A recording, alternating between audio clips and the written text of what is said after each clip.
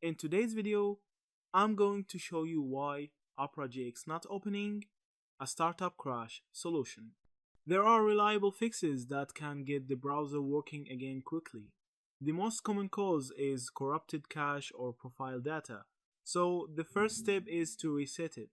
On Windows or Mac, navigate to your Opera GX profile folder, delete the cache and session files, and then try relaunching the browser.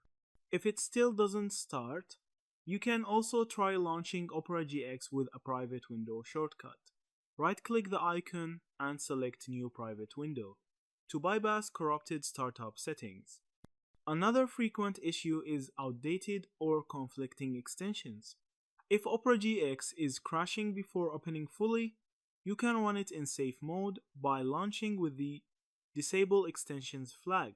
On Windows, right-click the Opera GX shortcut, go to Properties, and add Disable Extensions at the end of the target field, then apply and relaunch. If it opens normally, that means one of your extensions is broken and you'll need to disable or remove them one by one. Updating your graphics drivers is also important in 2025. Since Opera GX relies on hardware acceleration, outdated drivers can cause immediate crashes on launch. If none of these work, the next solution is a clean reinstall. Uninstall Opera GX, making sure to tick Remove User Data.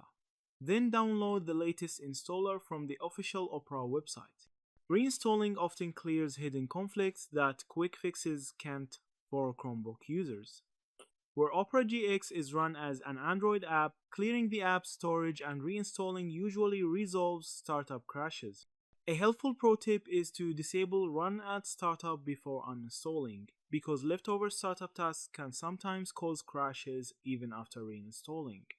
Also, if your system is heavily resource limited, consider disabling GX Control Auto Boost features from settings once you get Opera open, since they sometimes conflict with background apps. Yeah, that's it. Thank you for watching this video.